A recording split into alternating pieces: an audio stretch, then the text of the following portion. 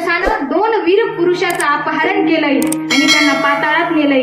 त्या गिध पक्षांना दूरदृष्टी असते बघा, त्यांना लांबच दिसतंय. मग असं म्हटल्यानंतर त्या दोघांना ज्या रूम मध्ये ठेवलंय तिथं जायला एक खिडकी आहे. त्या खिडकीतून मी प्रवेश करतो आणि त्या दोघांचे 2 लचके तोडून तुझ्यासाठी आणतो. हा प्रसंग कोणी ऐकला? कोणी ऐकला? मारुतीरायांनी कुठं? खाली बसलेल्या. आणि आता मारुतीराया निघाले बघा. पाताळात जात असताना अनेक सैनिक होते. सैनिकाचा पराभव केला आणि मारुतीराया पोहोचल्यानंतर मंदिरात गेले. ह्या दोघाला कशासाठी आणलं होतं? देवीला बळी द्यायचा होता. राक्षसांची काळी देवी होती आणि त्या देवीच्या मंदिरामध्ये मारुतीराय गेले आणि तिला म्हणाले, ए उठ बस खाली. ती देवी सिंहासनावर बसलेली होती. ए उठ बस खाली. आणि ती देवी चळचळ कापू लागली. महाराज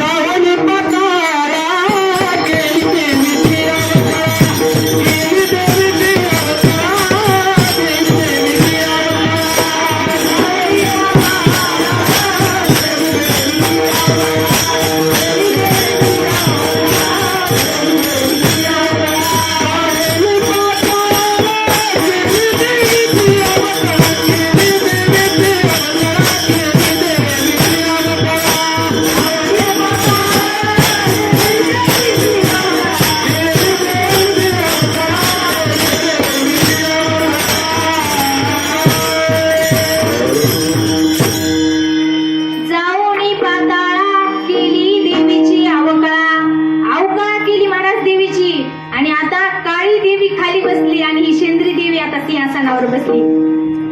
आता काय झालं? सकाळी सकाळी राम लक्ष्मणजीला वाजत गाजत बळी द्यायला आणायले. कोण? राक्षस. आणत आणत आणत आणत दारापाशी आले आणि या देवीनं काय केलं? दार आतून लावून घेतलं.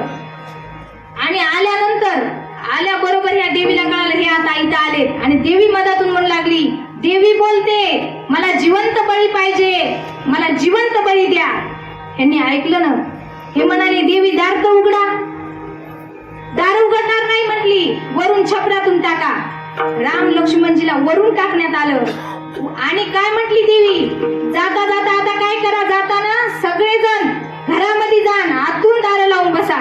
देवी बोलते नाहीतर सगळ्या पाताळाचा तुमच्या सुपडा साफ करीन, सगळ्या गावाचा नायनाट करीन. कोणती देवी बोलू लागली? शेंद्री देवी म्हणजे हनुमंतराय बोलू लागले. आता वरून टाकलं. हे घरी गेले आणि दार लावून बसले. आता वरून टाकलं रामप्रभूला आणि लक्ष्मणजीला. आता कोण कोण आहे मंदिरात? शेंद्री देवी आणि हे राम लखनजी. आता हनुमंतराया म्हणाले, कौन हो आप? हनुमंतराया म्हणाले, माताजी अयोध्या के दशरथ जी मालूम है क्या? हाँ मालूम है, उनका बड़ा बेटा मैं राम हूँ और ये छोटा बेटा लखन है. माता म्हणाली, तुम्हाला बळी द्यायला आणलंय, मी खाणार आहे आता तुम्हाला. हा माताजी. असं म्हटल्यानंतर माझा तुम्हाला शेवटचा प्रश्न आहे, तुम्हाला या संकटातून कोण वाचवणार? रामजी म्हणाले, खरं सांगू का, इथं जर माझा हनुमंत असता तर एका चापटात खाली बसविला असतं आणि आम्हाला सोडून नेलं असतं. बापरे. हनुमंतरायाला गहिवरून आलं. बापाचं नाव घेतलं नाही, माझा भाऊ वाचून म्हटले नाहीत, कोणाचंच नाव नाही. आणि आपल्या गैरहजेरीत मालकाचा एवढा विश्वास आपल्यावर की माझा हनुमंतराय असता तर एका चापटात खाली बसविला असतं. गहिवरून आलं आणि थोडीशी शेपटी हल्ली. गहिवरून आल्यामुळं हृदय सद्गदित झालं आणि थोडीशी शेपटी हल्ली. आता रामजीनं हे बघितलं. आता रामजी परत आता नाटक चालू होतं. हनुमंतराय म्हणतात, मी खाणार आहे तुम्हाला. हा माते. खाणारे म्हटल्यावर भीती नाही का वाटत? नाही माते, कारण रामप्रभू म्हणाले, आतापर्यंत खूप देव्या बघितल्या पण शेपटीवाली देवी पहिल्यांदाच बघितली. असं म्हटल्यानंतर महाराज हनुमंतरायाला वाटलं आपलं भांड फुटलं. आता कणकण उडी मारली आणि रामप्रभूचे चरण धरले. म्हणून बघा, वृक्षाचेही पान हाले ज्याची सत्ता, एवढी हे असताना महाराज अशा मालकाचा सुटका कोणी केली? हनुमंतरायांनी. म्हणून हनुमंतराया शूर आणि धीर स्वामी काजी तू सादर. तर हे कशामुळे महाराज? तर हनुमंत आहेत सतत जप करत असतात. कशाचा? रामप्रभूंचा. सगळेजण एकदा हातवरी करा. श्रीराम राम जय जय राम, राम राम जय जय राम, श्रीराम राम जय जय राम, श्रीराम राम जय जय राम, श्रीराम राम जय जय राम, श्रीराम राम जय जय राम,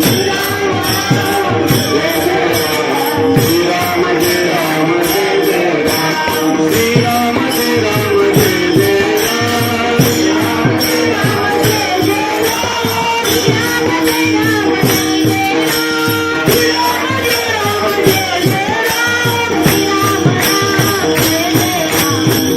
जय राम, श्रीराम राम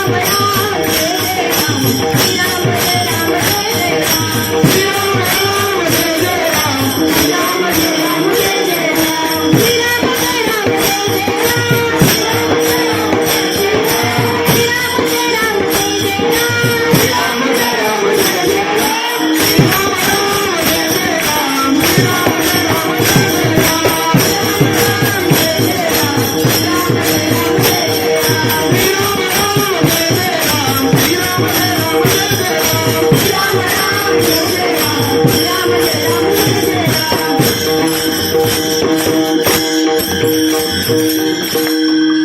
सगळ्यांनी भजन केलं का इमानदारीनं? तर बघा महाराज, हे कशामुळे घडलं? नामस्मरणामुळे ताकद आली एवढी. आणि असंही विचार करा महाराज, गावागावात हनुमंतरायाचं मंदिर आहे. रामप्रभूचं आहे का? गावागावात आहे का? तुरळक ठिकाणी असेल, परंतु हनुमंतरायाचं मंदिर प्रत्येक गावामध्ये. कशामुळं? तर स्वामी काजी तू सादर, स्वामीच्या सेवेमध्ये सतत तत्पर असणारे हनुमंतराय किती तत्पर होते बघा. राम रावणाचं युद्ध संपलं आणि आता रामजी काय करू लागले? प्रत्येक वानराला त्याच्या त्याच्या कामानुसार बक्षीस देऊ लागले. 18 पद्म वानर सेना होती, त्यांना रामप्रभू काय करू लागले? कोणाला काही कोणाला काही देऊ लागले. आणि सीतामाई अवलोकन करू लागल्या, सगळ्याला द्यायलेत. हनुमंतानं सगळ्यात मोठं काम केलंय, पण हनुमंतरायाला काहीच देणं सीतामायाला राहवलं नाही. आणि सीतामाया म्हणाले, काय स्वामी सगळ्यांना देत आहे, परंतु हनुमंतरायानं सगळं काम केलंय, काहीच श्रेय एवढं काम केलंय काहीच देत नाही. रामप्रभूंच्या डोळ्यात पाणी आलं आणि रामप्रभू म्हणाले, हनुमंतरायाची एवढे उपकार माझ्यावर झालेत, एवढी सेवा झाली की त्यांना काय द्यावं हेच मला सुचत नाही. म्हणून सीतामायानं काय केलं? आपला नवरत्नाचा हार हनुमंतरायाला दिला. हनुमंतरायाने हार घेतला, तोडला, मणी घेतला, फोडला आणि त्याच्यामध्ये पाहू लागले. असे बरेच मणी फोडले. सीतामायाला राग आला. सीतामाया म्हणाल्या, काय हनुमंता, एवढा नवरत्नाचा अनमोल हार दिला आणि तुम्ही ते फोडता? हनुमंतराया म्हणाले, माते यामध्ये माझा राम आहे का हे मी शोधतो. सीतामाया म्हणाल्या, काय वेड वानर आहे, ह्याच्यामध्ये राम शोधतय. अरे मण्यात जाऊ दे, तुझ्यात तरी राम आहे का? ऐकल्या बरोबर हनुमंतरायाने आपली छाती विदीर्ण केली आणि काय महाराज,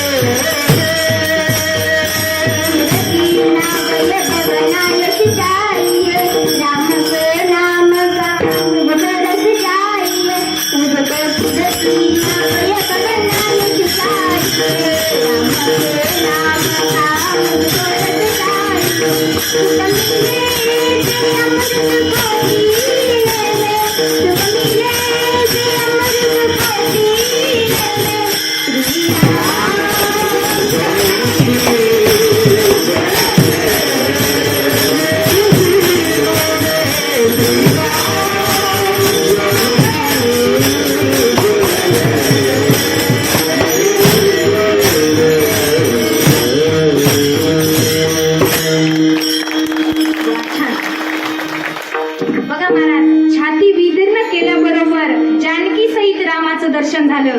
कशामुळं? स्वामी काजी तू सादर विठोबार कुमारी.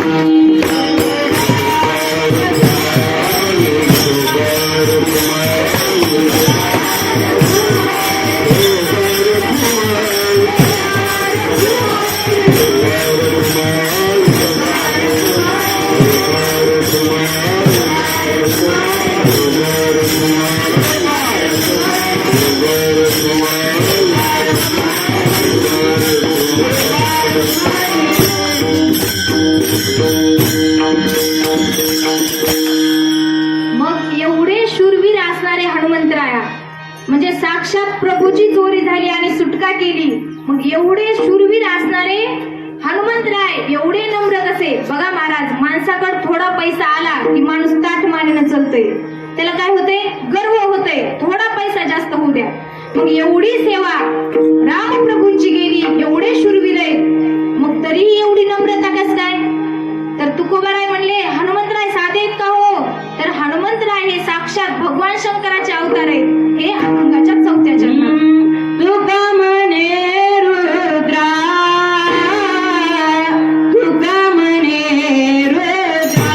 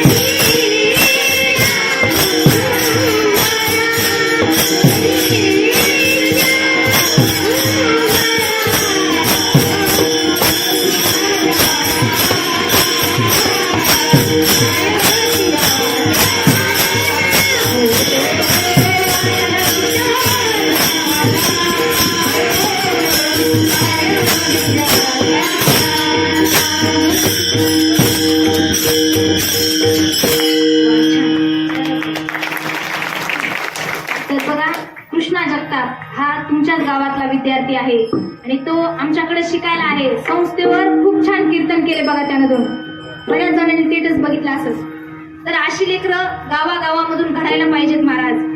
आणि तुका म्हणे रुद्रा अंजनीची या कुमारा. तर मग अंजनी मातेच्याच पोटी भगवान शंकराच्या अंश म्हणजे अवतार का घेतला? तर अंजनी मातेनं काय केलं? देवासाठी त्या आपल्या पोटी चांगला पुत्र जन्माला यावा, भगवान शंकराचा अंश जन्माला यावा म्हणून अंजनी मातेनं तप केलं. अंजनीच्या तपासाठी महारुद्र आले पोटी. बघा महाराज, आपले लेकर जर शूरवीर जन्माला यायचे असले तर मातेला काय करावं लागेल? त्या लेकरावर गर्भामध्ये असतानाच संस्कार करावे लागतील आणि नंतरही संस्कार करावे लागतील. आताची पिढी इतकी वाया जाईल महाराज, म्हणजे एवढे व्यस्ती झाले तरुण की गावागावात किती सापडते याची गणती करता येणार नाही. आणि मग महाराज, अशा लेकरांना आई वडिलांना बोलायची नीट पद्धत नाही तर त्यांना संत महात्मे काय कळतील? तर बघा, यावर एक घडलेली कथा सांगते. माझ्या कीर्तनामध्ये ती कथा नेहमी सांगत असते मी. कीर्तनात बसल्यानंतर एखाद्याच्या हृदयाला एखादं वाक्य लागलं आणि त्याच्या जीवनात जर काही बदल झाला महाराज, तर तेच कीर्तन सार्थक झालं. तुम्ही म्हणला असता महाराज, या कीर्तनात आम्ही जोक्स ऐकले नाहीत, विनोद ऐकले नाहीत, कथा रंगून सांगतात. परंतु महाराज, मी ज्या वारकरी संप्रदायाची पाईक आहे, जी परंपरा आहे, ते गुरुनाम गुरु श्रोत्रिय ब्रह्मनिष्ठ ब्रह्मलीन रंगनाथ गुरुजी परभणीकर सगळ्यांना ज्ञात आहेत. सगळीकडे जगभरात ख्याती आहे महाराज गुरुजींची. आणि त्यांचे शिष्य दिव्यानंद पुरीजी महाराज, त्यांचे शिष्य मनीषानंद पुरीजी महाराज सगळ्यांना माहिती आहेत. आणि त्यांच्याच गुरु बहीण असणाऱ्या स्वामी रसानंद पुरीजी महाराज यांच्याकडे माझं शिक्षण झालंय. त्यामुळं परंपरेची एक आख्यायिका घालून दिलेली महाराज. तर कीर्तनामध्ये जोक्स विनोद वापरायचे नाहीत. जोक्स खूप करता येतात, जोक ऐकायचे तर महाराज मोबाईल लावा, काय हसायचे तर हसा, भरपूर जोक आहेत. पण कीर्तनामध्ये येत असताना डोक्यातला भाग काढून टाका की कीर्तन हे विनोदासाठी आहे, हास्य मजेसाठी नाहीये. कीर्तनामध्ये जीवनात आमूलाग्र बदल झाला पाहिजे आणि लोकांनी जोक विनोदची अपेक्षा केली नाही पाहिजे कीर्तनकाराकडून, असं मला तरी वाटतंय. पण आता तशी प्रथा निघाली महाराज, त्यामुळं कीर्तनकारही आपलं वक्तव्य बदलायलेत. परंतु आम्ही ज्या परंपरेचे पाईक आहेत, बघा तुमच्या गावामध्ये बी माऊली महाराज चाकरवाडीकर हे येऊन गेलेत. मोठे मोठे संत तुमच्या गावामध्ये वास्तव्याला होते असे बाबा म्हणाले, मारुती महाराज म्हणाले मगाशी. आणि मारोतराव महाराज दस्तापूरकर यांनी या गावाला भेट दिलेली. एवढे मोठे संत तुमच्या गावामध्ये येऊन गेलेत आणि हनुमंतरायाच्या दरबारात ही सेवा चालू आहे. मग विनोदाची अपेक्षा नाही महाराज. म्हणून बघा, घडलेली कथा सांगते. सगळ्यांना अण्णा हजारेंचं गाव माहिती आहे. कोणते? राळेगण सिद्धी. त्या राळेगण सिद्धीमध्ये श्रीनिवास काका आणि काकी हे दोघ जण राहायचे आणि त्यांना 2 मुलं होते. त्या दोघांची अपेक्षा होते आपली लेकरं मोठे साहेब झाले पाहिजेत, अधिकारी झाले पाहिजेत. इथं बसलेल्या प्रत्येक आई वडिलाला वाटतं माझंही लेकरू कोणत्या तरी सरकारी हुद्द्यावर असलं पाहिजे, नोकरीवर असलं पाहिजे, साहेब झालं पाहिजे, इंजिनियर झालं पाहिजे, डॉक्टर झालं पाहिजे किंवा महाराज झालं पाहिजे, असं प्रत्येकाला वाटतं. मग तसंच ह्या दोघांची इच्छा होती. पण घरची परिस्थिती अत्यंत गरिबीची होती. दोघंही काबाड कष्ट करायचे. हे काका दुसऱ्याच्या शेतामध्ये राब राबायचे आणि काकी दुसऱ्याच्या घरची धुणी भांडी करायच्या. आणि हे लेकरं शाळेमध्ये खूप हुशार होते, म्हणून ह्या दोघांना काम करायला काही असं कंटाळा येत नव्हता, उत्साह वाटत होता. दोन्ही मुलांचा शाळेमध्ये पहिला नंबर होता. बघता बघता मुले मोठी झाली आणि आता उच्च शिक्षणासाठी अमेरिकेला टाकायचं होतं. अमेरिकेला टाकायचं असताना जमिनीचा उगा थोडा तुकडा होता आणि तोच तुकडा ह्या श्रीनिवास काकानं विकायला काढला. विकायला काढल्यानंतर मित्र म्हणाला, अरे श्रीनिवास, जमीन कशाला विकतोस, कर्ज काढ. काका म्हणाले, कर्ज काढून ते फेडण्यातच माझं आयुष्य गेलंय, आता कर्ज काढण्याची अपेक्षाच राहिली नाही. बघा महाराज, कर्ज काढलं की एकदा ते वाढत जातं. मग हे काका म्हणले, त्यामुळे मी काय केलं, ही जमीन विकतो. जमीन विकली, सावकाराकडून पैसे घेतले आणि ह्या लेकराला अमेरिकेला टाकलं. अमेरिकेला लेकरं खूप शिकले, मोठे अधिकारी साहेब झाले दोघंही. दोघांना आई वडिलांना विचारलं नाही, तिकडच लग्न केले. लग्न केलं 6 महिन्यानं ह्या आता आई वडिलाला न्यायला आले गावाकडं आई वडिलाला घेऊन गेले अमेरिकेला. अमेरिकेला गेल्यानंतर त्या सुना आणि ह्या काकी ह्या दोघीमध्ये आता सारखा वाद निर्माण झाला. काकी आल्या होत्या गरीब परिस्थितीतून महाराज, आणि या सुना आता आयत्या पिठावर रेघोट्या मारायला आल्या होत्या. तर या सुना काय करायच्या, उरलेलं टाकून द्यायच्या, कितीही अन्न वाटुळं घालायच्या. आणि त्या काकी म्हणायच्या, एवढं वाटुळं घालू नको बाई, खूप दिवस काढलेत आम्ही, सणासुदाला सुद्धा आम्हाला असं खायला भेटत नव्हतं. बघा इथं बऱ्याच वृद्ध महिला बसल्यात. त्यांनाही खपत नाही महाराज. सुनाना असं टाकून दिलं ना, त्या टोचून बोलतात, पण त्यांचं खरंय महाराज. बघा तुम्ही, शेतकऱ्याला जर शेतामध्ये गहू पिकवायचा असला तर 3 महिने लागतात. एका उंबीमध्ये एक गहू तयार व्हायला 3 महिने लागतात. त्यासाठी शेतकऱ्यानं हाडाचं काढं केलेलं असतं, रक्ताचं पाणी करून दारे धरलेले असतात, शेतामध्ये मशागत केलेली असते. तेव्हा कुठेतरी गहू निर्माण होतो आणि आपण सहज एक पोळी टाकून देतो. आता नंतरही तुम्ही महाप्रसाद घेता महाराज. महाप्रसाद घेत असताना ताटावर कोणीच उष्ट ठेवायचं नाही. नंतर तुम्हाला जेवढं लागतंय तेवढंच घ्या ना ताटात. तर महाराज, असं त्या दोघीमध्ये काय झालं, वाद निर्माण झाला आणि काकीला आता कर्मेन असं झालं, तिथं सतत भांडणं होऊ लागली. काकी म्हणल्या, आपल्या मालकाला म्हणाल्या, मला काही आता इथे राहू वाटत नाही, आपण गावाकडे जाऊ. काकाला वाटलं आपली पत्नी स्वाभिमानी आहे, काहीतरी नक्की घडलंय. म्हणून काकानं काय केलं, मुलाला काय सांगा म्हणून ते म्हणाले की या अमेरिकेमध्ये भजन नाही, कीर्तन नाही, म्हातारे माणसं नाहीत कोणी बोलायला, आम्हाला काही इथं करमना, आम्हाला गावाकडे जायचंय. म्हणल्या बरोबर दोन्ही मुलांना तिकीट काढून आणली आणि विमानात बसून दिलं. विमानात बसल्यानंतर दोघांनाही मागच्या आठवणी आठवू लागल्या. महाराज, कसे कष्ट केले होते या लेकरांसाठी. एक सध्या लेकरू म्हणलं नाही 2 दिवस राहा म्हणून. एक सध्या लेकरू म्हणलं नाही 2 दिवस राहा. आपण का राहू लागलोत का? सुना तर बाहेरच्या आलेल्या होत्या, पण लेकायचं काम होतं. 2 दिवस राहा बाबा, 2 दिवस राहा आई. पण एक सुद्धा लेक म्हटला नाही आणि विमानामध्ये दोघी ढसढसा रडू लागले. त्यांना ते काबाड कष्ट केलेलं आठवत होतं. आपण दुसऱ्याच्या शेतामध्ये कसं राबराब राबलोत. आणि काका काकीला म्हणू लागले, कोणत्या सणावाराला मी तुला कधी नवी साडी घेतली नाही, कधी नातेवाईकाकडे जाऊ दिलं नाही, कोणाच्या सुखदुःखाकडे पाठवलं नाही, काय सांगू तुला माहेराला सुद्धा जाऊ दिलं नाही, केवळ लेकरांच्या शिक्षणासाठी. ती म्हणाली, असं का हो बोलतात? काकी म्हणाल्या, तुम्ही सुद्धा स्वतःसाठी नवा ड्रेस कधी घेतला नाही, वर्षानुवर्ष एकच फाटकी बनेल वापरली, चप्पल तुटली तरी तुम्ही नवी घेतली नाही. या लेकरांच्या शिक्षणापायी आपण वाटेल ते कष्ट केले, पण लेकरांना याची जाणीव राहिली नाही. महाराज, बघता बघता प्रवास संपला आणि दोघंही घरी आले. घरी आल्यानंतर जे व्हायचं नाही तेच झालं. असं म्हणतात महाराज, माणसाचं जेव्हा शारीरिक बळ कमी होतं आणि मानसिक ताण वाढतात तेव्हा माणसाला मानसिक आजार होतात. आल्याबरोबर काकीला पॅरेलिसचा अटॅक आला आणि अर्धी बाजू लुळी पडली. आता काकी पलंगाला खिळून होत्या. त्या काकाचा दिनक्रम ठरलेला, रोज उठायचं, झाडून काढायचं, ब्रश करायचा, चहा पाणी करायचं, बायकोला चहा द्यायचा, जेवण बनवायचं, बायकोला जेवू घालायचं, आपण जेवायचं, अशी विरान जिंदगी त्यांची झाली होती. आणि बघा महाराज, एक दिवस असाच काकांनी स्वयंपाक केला. दोघंही जेवायला बसले. रात्रीची वेळ होती. जेवण कशाचं जाते महाराज? दोघांनाही डबल आठवणी येऊ लागल्या. ते विचार करू लागले, शिळं पातं कसंही खाऊन आपण दिवस काढले, पण लेकराच्या शिक्षणाला कधी कमी पैसा पडू दिला नाही, असं म्हणून दोघंही रडू लागले. आणि त्या रात्री दोघांनाही जेवण केलं नाही. ताट तसंच झाकले. दोघंही झोपायला गेले. झोप कशाची होती महाराज? सारखे डोक्यात विचार चालू. एकदा सुद्धा मुलाचा फोन नाही, गावाकडे आलं तसं, असं म्हणून दोघंही विचारात होते. आणि त्या विचारानंच काकाला 2-3च्या सुमारास हार्ट अटॅक आला आणि काका गमावले. काकीला वाटलं, रोज सकाळी झाडझूड करते, सगळीकडे आज सुन्न शांतता कशी आहे, म्हणून काकी आता काका जिथं झोपले होते तिथं जात होत्या. एक बाजू लुळी पडलेली होती म्हणून जाता येत नव्हतं. फरफटत गेल्या. काकांना जाग करण्याचा प्रयत्न केला, पण काका आता अशा अवस्थेत पोहोचले होते की तिथून कोणीही परत येणार नाही. मग महाराज, खूप मोठ्यानं रडायला आलं होतं काकीला, पण रडता येत नव्हतं, कारण अर्धी बाजू लुळी पडलेली होती, वाचा गेलेली होती. त्या धुमसून आत रडत होत्या. आणि त्यांना वाटलं ही बातमी लेकरांना कळवावी, म्हणून फरफटत फोनकडे गेल्या. मोठ्या मुलाला फोन लावला, मोठ्या मुलानं उचलला नाही. लहानाला लावला, लहानानं उचलला नाही. शेवटी ह्या काकीनं काय केलं, वॉचमॅनला फोन लावला.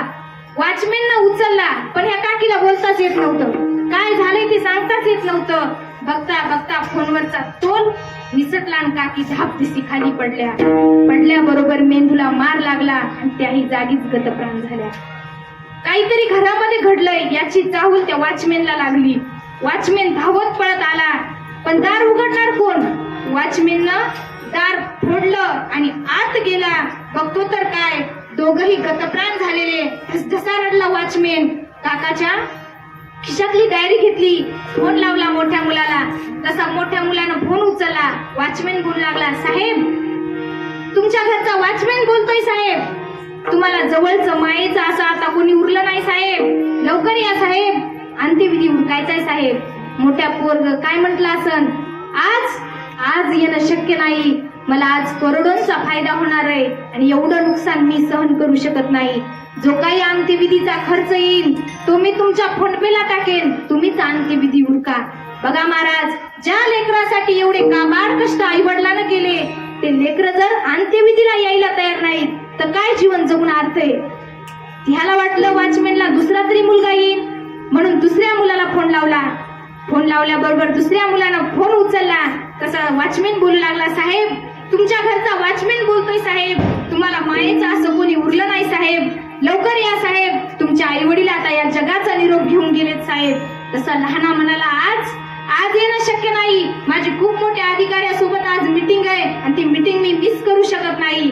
आज मला त्या अधिकाऱ्याच्या मीटिंग मधून पुढे खूप मोठा फायदा होणार आहे आणि त्या अधिकाऱ्याची मीटिंग मिस करू शकत नाही असं म्हणून त्यानं फोन ठेवून दिला. वॉचमॅन रडला. महाराज बघा महाराज, या गोष्टीमध्ये ही म्हणजे काही अशी जोडलेली कथा नाही, घडलेली कथा आहे. ती पण राळेगंज दिला. कधी जर गेलात तर विचारा, तिथं कोणीही सांगेल ही गोष्ट तुम्हाला. घडलेली कथा आहे महाराज. मग बघा, एवढं आई वडिलांना कष्ट केले, पण जर आपले लेकरं अंत्यविधीला येत नसतील तर काय अर्थ आहे महाराज.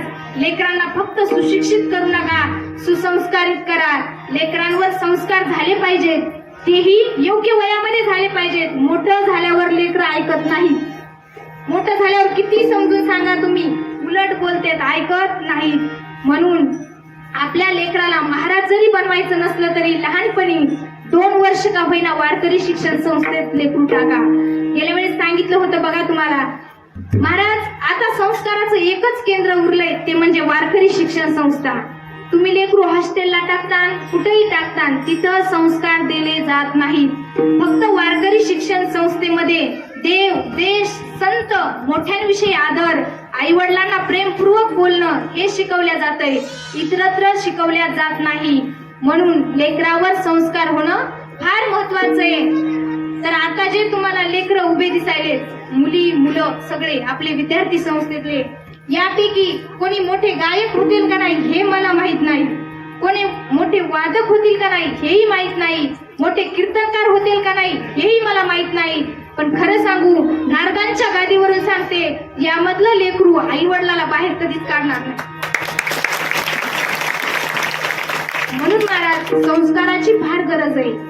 बघा, जे आई वडील पैशाच्या मागे लागले आणि संस्कारात कमी पडले, त्यांना म्हातारपणी हेच म्हणावं लागलं, मी तुझ्यासाठी जीवन जाळीले रे बाबा, तुने नाही पाणी पाजले. मी तुझ्यासाठी जीवन जाळीले रे बाबा, तुने नाही पाणी पाजले.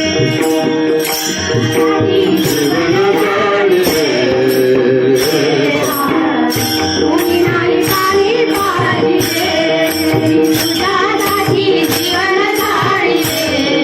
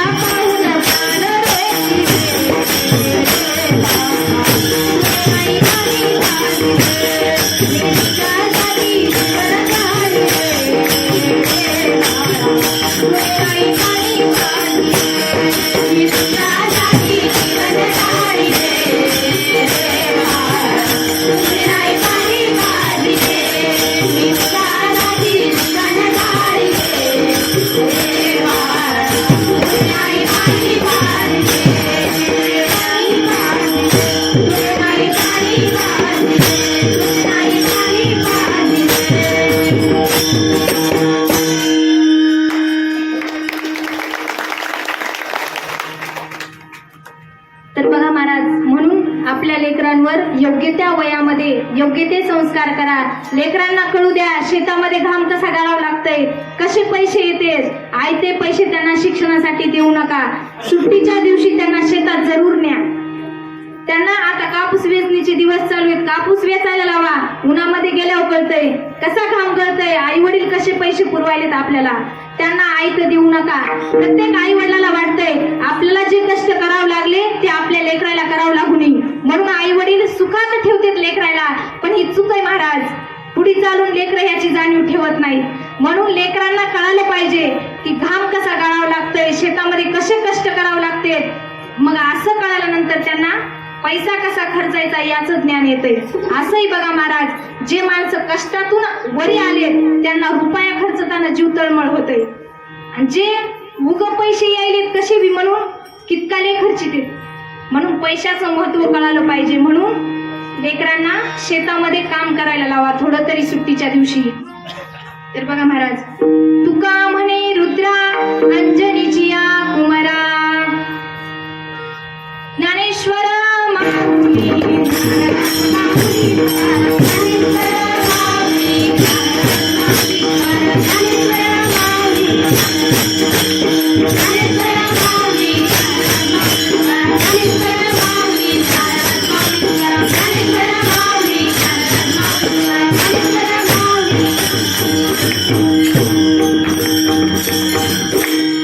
शरण शरण जी हनुमंता, शरण शरण जी हनुमंता, तुम्हालो रामदूता. काय भक्तीच्या त्या वाटा, मज दावाव्या सुबटा. शूरानी धीर स्वामी काजी तू सादर. काय भक्तीच्या त्या वाटा, मज दावाव्या सुबटा. तुका म्हणे रुद्रा, तुका म्हणे रुद्रा, अंजनीची या कुमरा. काय भक्तीच्या त्या वाटा, मज दावाव्या सुबटा. झालेली सेवा पंढरीश परमात्म्याच्या चरणी अर्पण करून, हनुमंतरायांच्या चरणी अर्पण करून सेवेला पूर्ण विराम देऊ. तत्पूर्वी कीर्तनात बोलत असताना एखादा शब्द चुकीचा गेला असेल ते माझ्या वाणीचे दोष म्हणून माझी मला परत करा. आणि या अभंगाचा अर्थ असाच होता असा माझा दावा नाही. एका अभंगावर किती प्रवचन झालेत महाराज, किती कीर्तन, तरी सखोल अभ्यास आहे. या अभंगाचा अर्थ असाच आहे असा माझा दावा नाही. म्हणून महाराज, जे जे काही तत्वज्ञान होतं ते माझे गुरुवर्य स्वामी रसानंदपुरीजी महाराज यांचं आहे. ते त्याचा आत्मसात करा आणि जे काही चूक असेल ते माझ्या वाणीचे दोष म्हणून माझी मला परत करा. त्या सुधारणा करण्याचा मी नक्कीच प्रयत्न करेन. आता चालू होईल.